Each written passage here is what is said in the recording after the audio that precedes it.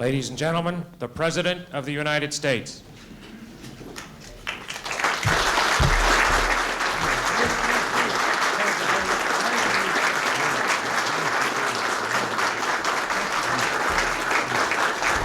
Good morning.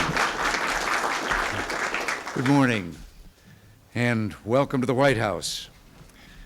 This morning we're honoring an American patriot, Raymond Weeks of Birmingham, Alabama.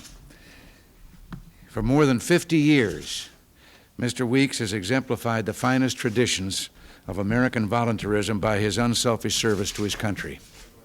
As director of the National Veterans Day celebration in Birmingham for the past 36 years, Raymond Weeks, a World War II veteran himself, has devoted his life to serving others, his community, the American veteran, and his nation. He was the driving force behind the congressional action which in 1954 established this special holiday as a day to honor all American veterans. It's a pleasure for me to present Mr. Weeks the Presidential Citizens Medal given to those who have made outstanding contributions to their country. And Mr. Weeks, in honoring you, we honor the ideals that we hope to live up to. Your country is mighty grateful for what you've done. Now,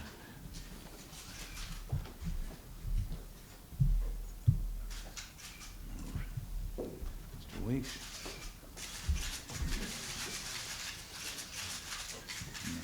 Mrs. Weeks, I'm going to hand you the case because I can't do this with one hand. Thank you, Mr. President. Thank you on behalf of the combined veterans organizations.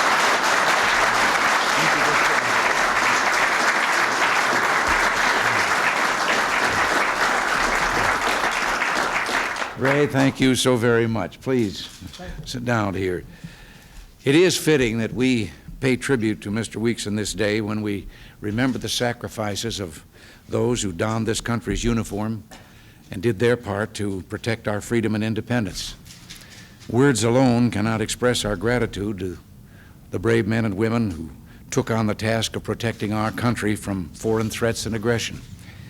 President Coolidge once said, "The nation which forgets its defenders will be itself forgotten."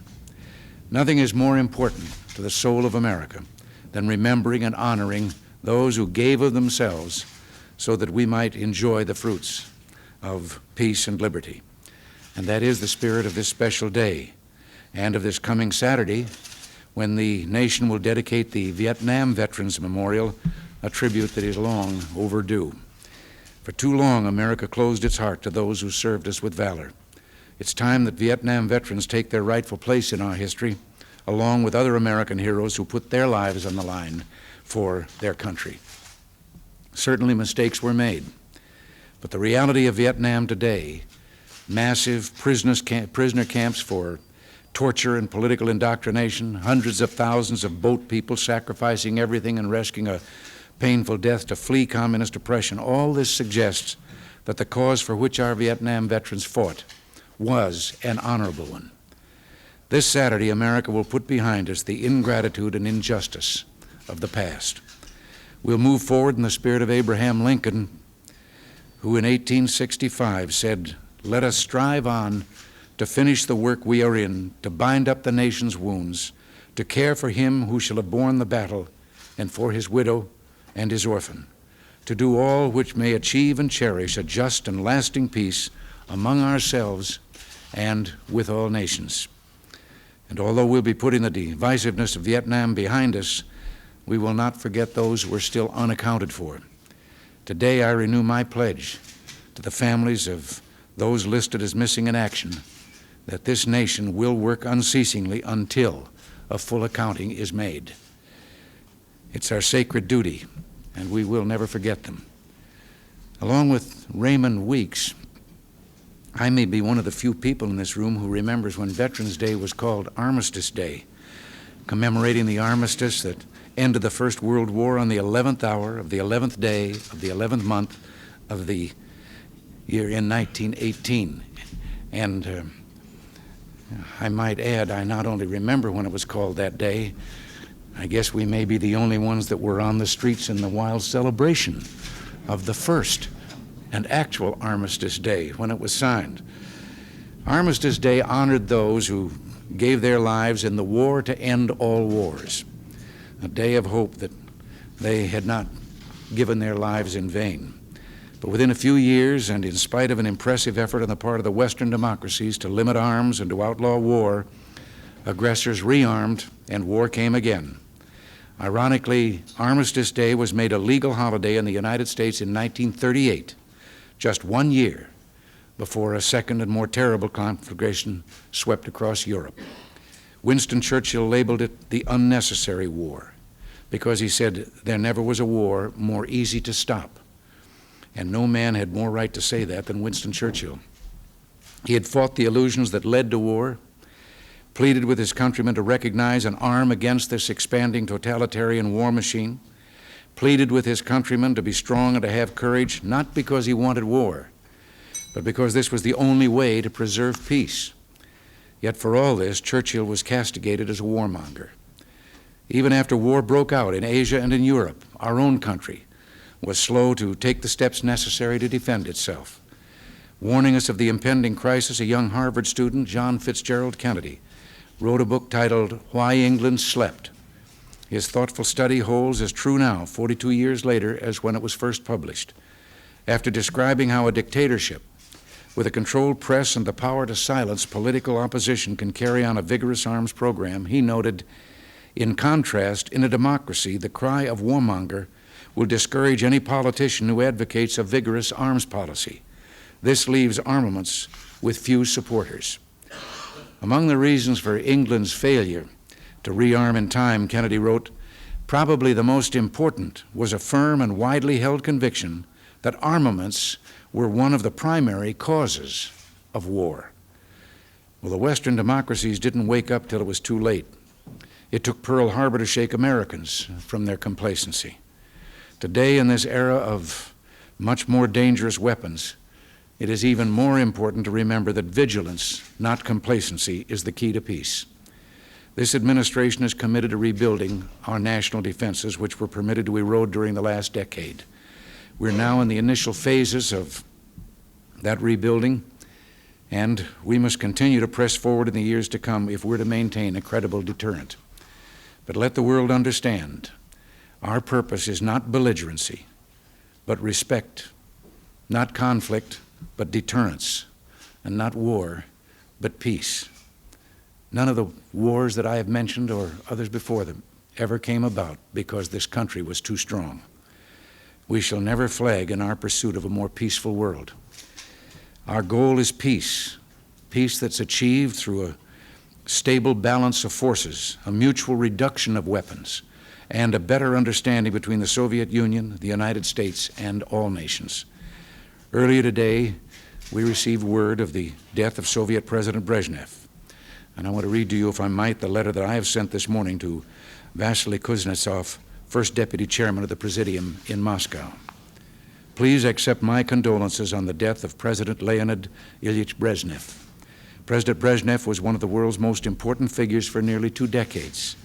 May I ask you to convey our sympathies to the President's family. I would also like to convey through you to the Soviet government and people the strong desire of the United States to work toward an improved relationship with the Soviet Union. I look forward to conducting relations with the new leadership in the Soviet Union with the aim of expanding the areas where our nations can cooperate to mutual advantage. Now, I've said for many years there are fundamental differences between the Soviet system and our own system here in the United States. But I believe our peoples, for all our differences, share a desire and a dedication to peace. On this day, dedicated to American veterans, we honor the brave men and women who have, by their service, preserved our liberty. Our parades are a celebration of freedom. Our banner is Old Glory, and we hold her high and proud. This is the legacy of the brave men and women that we honor today. So let us go forth from here, having learned the lessons of history, confident in the strength of our system and anxious to pursue every avenue toward peace. And on this Veterans Day, we will remember and be firm in our commitment to peace. And those who died in defense of our freedom will not have died in vain. And again, we thank the man who has made Armistice Day into this Veterans Day, Raymond Weeks. And thank you all for being here.